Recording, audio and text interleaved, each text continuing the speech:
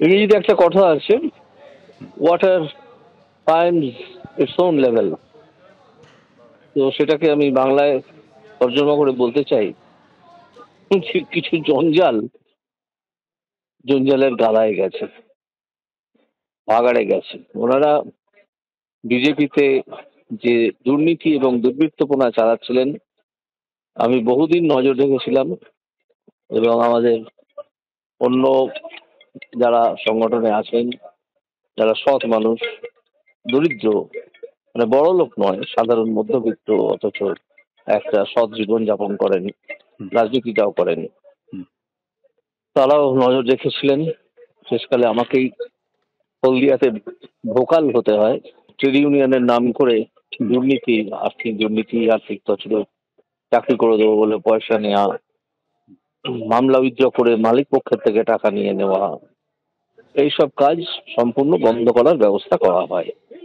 এবং ভারতীয় মজদুর সংঘ বিএমএস তারা এই বিষয়ে সক্রিয় হয়। একটা মিটিং এ আমি বক্তব্য রাখি। তারপরে আরেকটা মিটিং এ কিছু মানুষ উনি সহ দেখা করতে আসেন।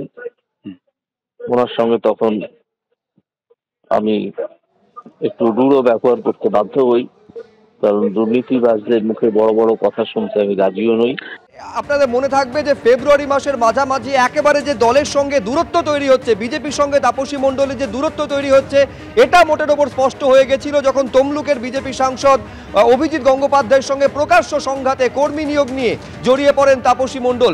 আজকে যখন তৃণমূলে যোগদান করছেন তাপসী মণ্ডল, অভিজিৎ গঙ্গোপাধ্যায়কে আক্রমণ করছেন শুধু নয়, তমলুকে তাকে বহিরাগত বলে কটাক্ষ করছেন এবং একথাও বলছেন তাকে একটা সময় বিজেপিতে কোণঠাসা করার চেষ্টা করা হয়েছিল। অভিজিৎ গঙ্গোপাধ্যায়কে আক্রমণ করতে গিয়ে, তমলুকের সাংসদকে আক্রমণ করতে গিয়ে কি বললেন আজ বিজেপি ত্যাগী তাপসী মণ্ডল, রাখবো আপনাদের সামনে। দেখুন, অভিজিৎ গাঙ্গুলিকে এমপি হিসেবে প্রার্থী করেছেন শুভেন্দুবাবু, বা পার্টি দিয়েছেন জানি না কেন। তমলুক লোকসভা কেন্দ্রে ওনাকে বাইরে থেকে নিয়ে যাওয়া হয়েছে, তাই ওখান থেকে বাইরে থেকে গিয়ে সরাসরি এলাকার মানুষের সঙ্গে, বিধায়কের সঙ্গে, জেলা প্রেসিডেন্ট বা অন্যান্য কার্যকর্তাদের সঙ্গে বিরোধে জড়িয়ে পড়া, সেটা তার স্বাভাবিক পরিবেশ নয়। তাই তাকে ইনসিস্ট করা হয়েছে, তাকে সামনে রেখেই আমি মনে করি তার মধ্য থেকেই একটা প্রতিদ্বন্দ্বিতা তৈরি করার জায়গা এবং আমাকে কোণঠাসা করার জায়গা তৈরি করা হয়েছিল। এটাই হচ্ছে বাস্তব। আর এবার আপনাদের সামনে রাখবো এই সংঘাতের বাতাবরণ যখন তৈরি হলো ফেব্রুয়ারি মাসে, যখন শ্রমিক নিয়োগ নিয়ে কার্যত অভিজিৎ গঙ্গোপাধ্যায় এবং তাপসী মণ্ডল সংঘাতে জড়িয়ে পড়লেন। আমি এইখানে আপনাদের সামনে রাখতে চাইবো সেদিন কে কি বলেছিলেন, দেখুন।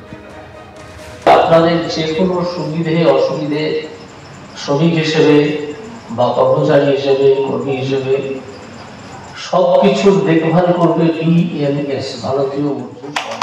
আপনারা অন্য কোনো এই ধরনের নামের কোন সংগঠনের দ্বারা প্রতারিত হবেন না। এমপি মহাশয় হলদিয়া সম্পর্কে এখনো সবকিছু জানেন না। হলদিয়ার কি পরিবেশ, কি এগুলো উনি এখনো জানেন না। বিএমএস এর উপর যারা নির্ভর করেন তাদেরকে ভেঙে ডিজিএমসি নাকি সেখানে নিয়ে চলে যাওয়ার উদ্যোগ নেওয়া হচ্ছে আমাদেরই দলের দু একজন নেতৃস্থানীয় লোকের উদ্যোগে। সেইটা আমি করতে বারণ করেছি। এটা প্রতারণামূলক একটা সংগঠন।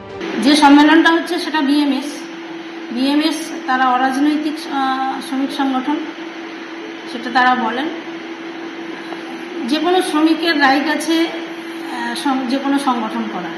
নতুন এসছেন, ওনাকে কেউ ভুল কিছু শুনিয়েছে, উনি সেটা নিয়ে বলেছেন। কিছু বলার আগে সব দিক ভাবনা চিন্তা করে বলা উচিত।